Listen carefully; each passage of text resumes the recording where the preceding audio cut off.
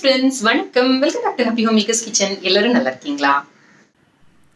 இன்றைக்கி நம்ம டேஸ்டியான சாஃப்டான கோதுமை ஆப்பம், அதுவும் இன்ஸ்டண்ட்டாக எப்படி செய்கிறதுன்னு பார்ப்போமா? வாங்க. 4 கப் தேங்காய் திருவள்ளோட ஒரு 1/4 கப் அளவுக்கு வெதுவெதுப்பான தண்ணி சேர்த்து நல்லா மிக்சியில் அரைச்சிக்கோங்க. இப்போ இதோட இன்னொரு 1/4 கப் அளவு தண்ணி சேர்த்து நல்லா வடிகட்டி இந்த தேங்காய் பாலை எடுத்துக்கோங்க.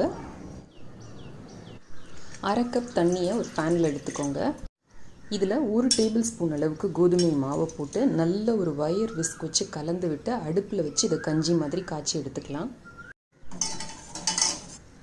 இந்த மாதிரி நல்ல பபுளாகி வரப்போ ஆஃப் பண்ணிக்கோங்க.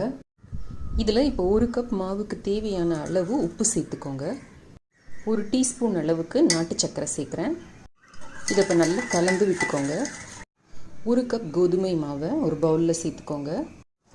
இதோட நம்ம இப்போ கலந்து வச்சுருக்கிற இந்த கஞ்சியை சேர்த்துக்கோங்க.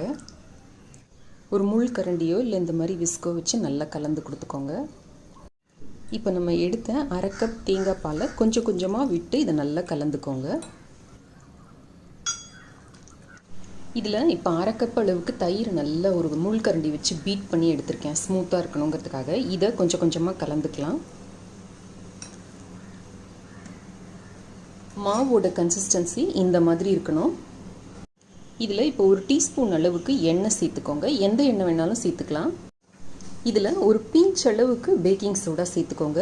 பேக்கிங் சோடா சேர்க்காமையும் செய்யலாம், உங்களோட விருப்பம். நல்லா மிக்ஸ் பண்ணி விட்டுக்கோங்க. தோசைக்கல் நல்லா சூடானோடனே ஒரு கரண்டி அளவுக்கு மாவு எடுத்து ஓரத்துலேருந்து உள் பக்கமாக விடுற மாதிரி ஊற்றுங்க. சென்டரில் கொஞ்சம் கூட மாவு இருக்கிற மாதிரி ஊற்றினா அந்த ஆப்பம் மாதிரி நமக்கு கிடைக்கும். மூடி போட்டு வேக வைங்க. 1 நிமிஷம் கழித்து எடுத்தோம்னா நல்லா நம்மளோட ஆப்பம் வெந்திருக்கு. அந்த ஓரெல்லாம் நல்லா கிறிஸ்பாகி மேலே எழுந்து வந்திருக்கு பாருங்கள். நல்ல சாஃப்டான டேஸ்டியான ஈஸியான கோதுமை ஆப்பம் தயார். கிட்ட ஆப்பச்சட்டி இருந்ததுன்னா அதில் பண்ணிங்கன்னா இன்னுமே நல்லா அந்த கப் ஷேப்பில் அழகாக வரும். எடுத்த கோதுமை மாவுக்கு 6லேருந்து 7 ஆப்பங்கள் கிடைக்கும் இந்த அளவில். நீங்கள் லஞ்ச் பாக்ஸ்க்கு வேணால் கூட கொடுத்து விடலாம். இங்கே பாருங்களேன் எவ்வளோ சாஃப்டாக இருக்குது அப்படின்ட்டு. இதோட கூட தொட்டுக்கிறதுக்கு குருமா, சட்னி, சாலன் எல்லாம் நல்லாயிருக்கும். நான் இன்றைக்கி சோயா சாலன் வச்சுருக்கேன். இதோட ரெசிபி லிங்க் நான் உங்களுக்கு கீழே இருக்கிற டிஸ்கிரிப்ஷன் பாக்ஸில் கொடுக்குறேன். எப்பவும் சப்பாத்தி சாப்பிட்டு போர் அடிச்சதுன்னா இந்த ஒரு தடவை ட்ரை பண்ணி பாருங்கள். ரொம்ப நல்லாயிருக்கும், சாஃப்டாக டேஸ்ட்டாக இருக்கும்.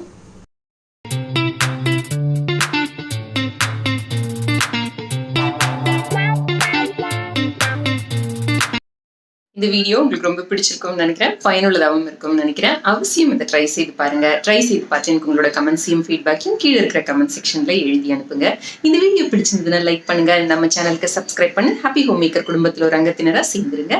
இணைந்திருங்கள். ஹாப்பி ஹோம் மேக்கருடன் என்னாலும். நன்றி, வணக்கம். ஆரோக்கியமான சமையல், ஆனந்தமான வாழ்க்கை.